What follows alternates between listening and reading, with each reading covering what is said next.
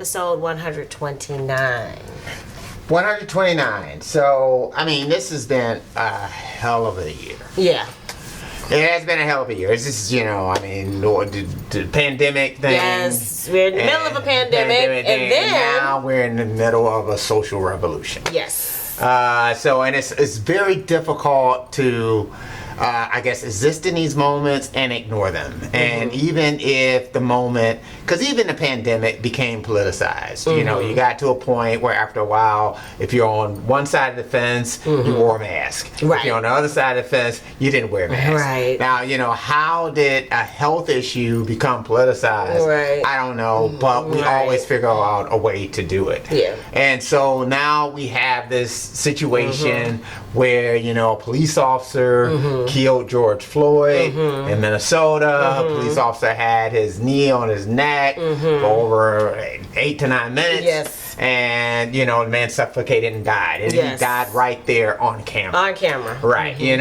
So I think across the political spectrum, there seems to be little to no debate with respect to, hey, that was not cool. That's not cool. Right, That's not what anybody wants. Right. Nobody wants to see that. Now, I think where we start getting into the issues is the reaction to it. Yes. So, Yes. meaning that there is the one reaction, which has been the protests that have come out to basically protest systemic racism within our governmental system and maybe within our society, specifically police departments. And I guess, how it just seems that, black lives don't matter as much as other lives when it comes to police officers. And then that reaction to it. Yes. So the reaction was the protest and then also the rioting, which we got the looting, which we got more violence. Which we got more polarization. Right, on both across sides. as to how to kind of deal with it.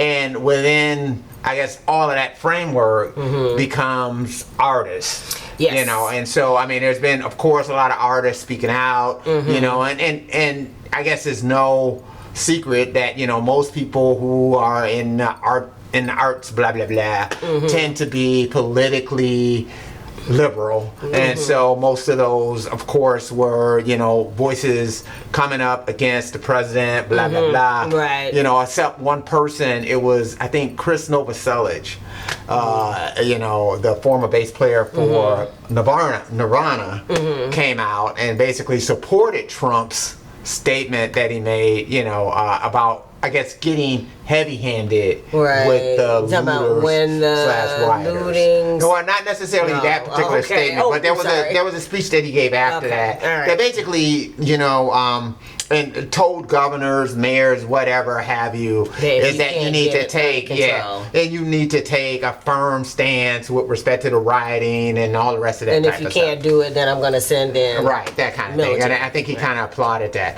But at the end of the day, as artists, especially in times like this, you feel like there needs to be, I guess, a voice that needs to be heard. I mean, what do you mean? So, I mean, and a lot of this stuff may have reflected, kind of what we went through in the 60s. So whether it was, when the Kent State thing happened. Right. Ohio came out, so here's Neil Young making this poignant statement about that. Turbulent times from the late 60s, early 70s. You got Marvin Gaye's What's Going On, speaking to those times. Yes. You even got Stevie Wonder's albums, and it's not just like Intervision or something like that, because you had Living for the City, you have, Part-Time, Pastime Paradise, you have Ghetto, what's that? Ghetto. I can't think of it off the top of my head. Okay. But it's off of the Songs of the Kid Life album. Okay. The Black Man record, song on there, and there's all these poignant political statements. Sly and the Family Stone would stand. Everyday people. Us kind of living together. Those types of things, and then you can make it. If you try, and then their seminal album, there's a riot going on. So I'm just saying that. So we hadn't experienced it in our lifetime, but in the 60s, that was more of a these time things that kind of happened. Well, I guess maybe we could say like late 80s. Hip hop tended to do that. Yeah. You know, whether it was X-Clan, Public Enemy, a lot of these groups were coming out with these powerful political statements that they were making, I would say during that time period. I don't know if we necessarily have a seminal voice that's out there right now that, I guess, and it never was one voice. Right. Because even Motown, even before,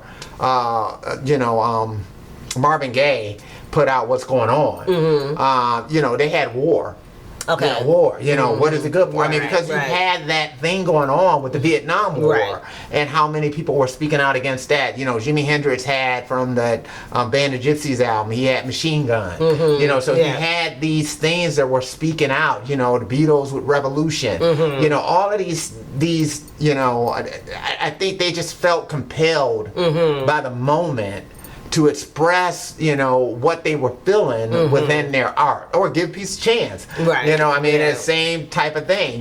So, and I guess the question becomes for us as artists, how do you express that within your art? And I guess I can even understand that there is that issue of art and commerce. So that as you start to acknowledge these things and you start to take a stance, you may lose. Yeah, we talked about that on the Shut Up and Sing episode. If you missed that, you might want to check that out. But that there's a possibility. But I guess you can't be a human in this time period without reacting to both the pandemic and the civil unrest. There's no way that you don't have some type of reaction, even if it's not, I've even seen some people that are like, we stand against the police, killing people, arbitrarily, but we also stand with the good police that are doing things. I don't see why we can't have both positions. That was one person's statement on Facebook,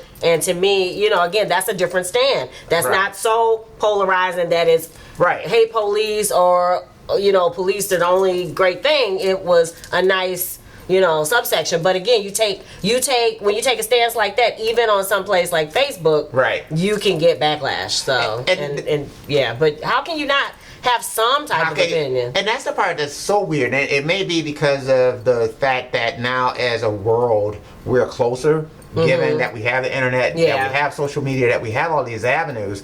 Because I think that unlike the civil rights movement, which I think was probably a movement that was primarily American. It was, black folks and probably white liberals, kind of interspersed within there, and probably more, radically leaning white liberals who were kind of part of it.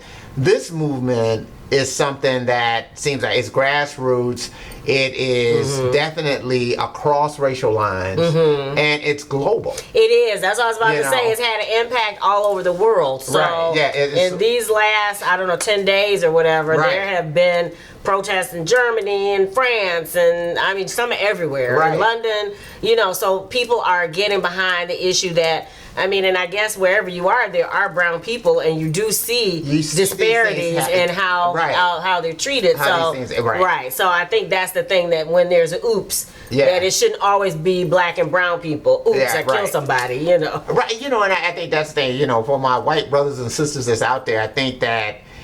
And I'm not going to say I made up this quote. I got this from Nick Carter from Volume. I thought this was a very good statement to make, and that is that, it's one of these type of things that I know that you get sick of hearing about racism. It's like, I've been hearing about this all my life. I personally don't harbor these type of feelings.